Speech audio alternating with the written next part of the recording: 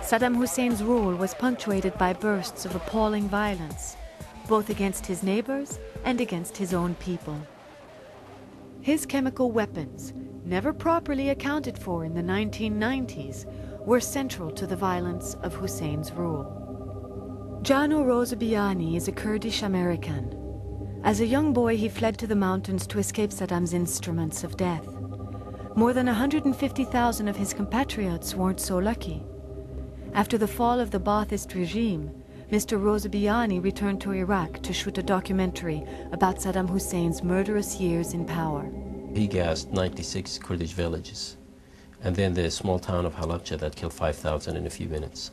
People are still dying from the chemical attack, post-chemical attack. I mean, after 20 years, those places are infested with diseases. The children are coming out deformed, and that's all the result of the chemical attacks. So there's no denying that Saddam was using chemicals and biological weapons on the Kurds.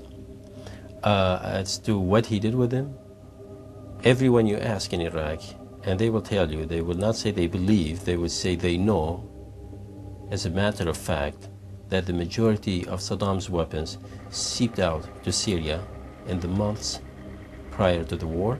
Every UN inspector coming out of there said there were no weapons of mass destruction, but this damn administration kept this lie going. Not true, according to those inspectors.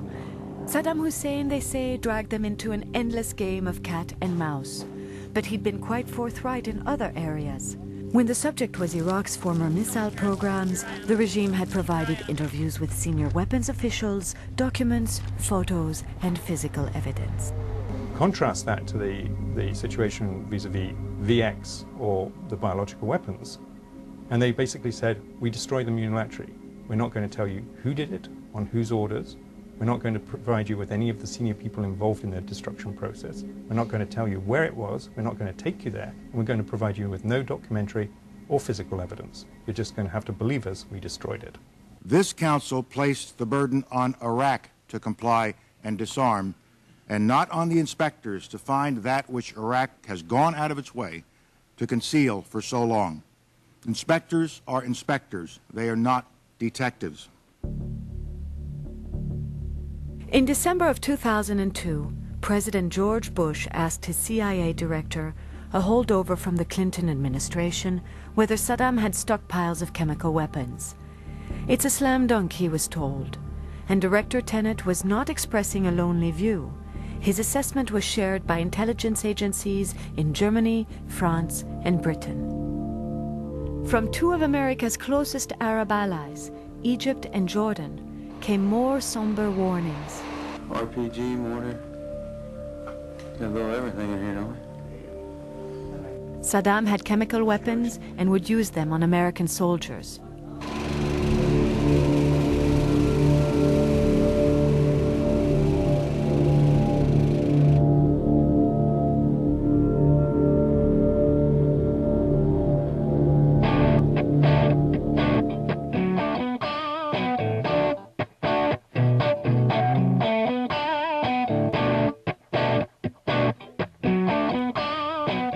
Peace rally in Washington. We use the term peace loosely. The message here was anything but. This is a war for imperialism. It's a war for Exxon and Citibank.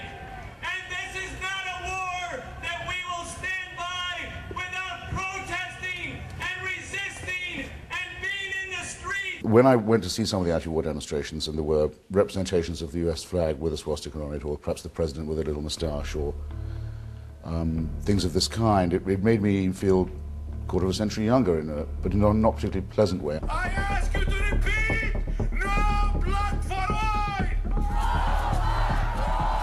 No blood for oil! By the time of the big mobilizations against the war in Iraq, the leadership group of the Stop the War Coalition was an outfit with the deceptive name of International Answer. This is a front for a very nasty little sect that I remember very well called the Workers' World Party, which is best known for its sponsorship of the ridiculous figure of Ramsey Clark. And we need to recognize become so clear that governments are inadequate to prevent war, that we, the peoples of the planet, we, the peoples of the nations of the earth, are going to have to stand up in permanent unity and stop war. The Workers' World Party takes the view that North Korea, the Serbian Socialist Party and the Iraqi Ba'ath Party are part of an anti-imperialist workers' and people's front. They are in favor of these regimes. Mr. Clark has also volunteered to defend in court the génocidaires, the mass murderers of the Tutsi and the moderate Hutu in Rwanda. They're a pretty reliable group. They're outright, openly pro-fascist. Those who went along not knowing have to be pitied. One is sorry for them. They're the sort of people that Orwell described, the sort of hopeless, sandal-wearing, vegetarian, harmless twits. In 3 short years, with 2 short wars, the United States and its allies have liberated more than 50 million people from 2 of the world's most repressive regimes.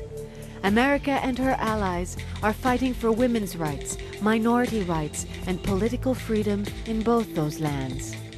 We've finally reached the target town where Chief Mazir says some bandits live, bandits that have been stealing cars and money and even women out on the main road between Tikrit and Kirkuk. They talk good talk about human rights. But when it comes to non-Westerners, human right doesn't click with the left at all. They talk about women's right. But when it comes to the Muslim women, they don't even want to get involved. They really don't know what they want. They go for everything that is anti-America. Does anyone on the American left give a damn about what their brothers and sisters in these countries feel or want? No, they don't even ask. Doesn't come up. That's betrayal. That I would call treason. Wandering around the crowd, you can't help but puzzle over the curious mix of ideologies. Bush-hating, anti-imperial slogans from the 1930s, liberation propaganda from the 60s, Marxism, radical Islam. Please, support the one-state solution and support the Palestinian resistance. Long live the Intifada! Thank you very much. To sort it out, you need a key you'll find on the modern American college campus, a place dominated by an aging leftist faculty, quick to blame America for all the world's faults, to rationalize international terrorism, to romanticize the real killers and oppressors of people in the Third World. The problem with American universities is that the dominant elite, especially of Middle Eastern studies, which was significantly funded and influenced by oil money since the late 70s, that elite produced knowledge which basically convinced many students that the regimes in place in the region are legitimate, that the ideological radical organizations in the region are legitimate. Walid Faris is a professor of Middle Eastern Studies, currently serving as a fellow at the Foundation for the Defense of Democracies. If you want to hate the US government no matter what, you will use any ideology in the world. In the past it was Shining Path, and today it's Hezbollah. But for average mainstream majority American students, 9/11 was very important. They realize that out there is an ideological movement that threatens their own way of life and their own society. They are hungry for new information. There is conflict on virtually all the frontiers of Islam, where it meets the non-Muslim world, whether Christian or East Asian or South Asian. But Islam is currently undergoing a convulsion of violence, and that is the problem we face. And it doesn't seem to be able to find enough textual authority for any of its mullahs to really denounce the idea of holy war. So President Bush is in a position where he hopes for the emergence of secularism in the Muslim world. I think the Bush administration has largely been disarmed in the war of ideas.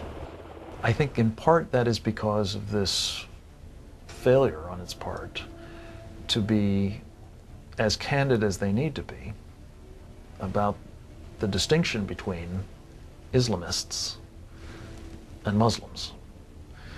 Islamists being the adherence to this radical ideology that I think is not widely shared among Muslims. And that failure to confront America's true enemies can be doubly dangerous, say many of those sympathetic to America's goals in the Middle East. American popular culture, they warn, can fill that void in dangerous ways. They point to Michael Moore, a filmmaker hailed by Hollywood in 2001.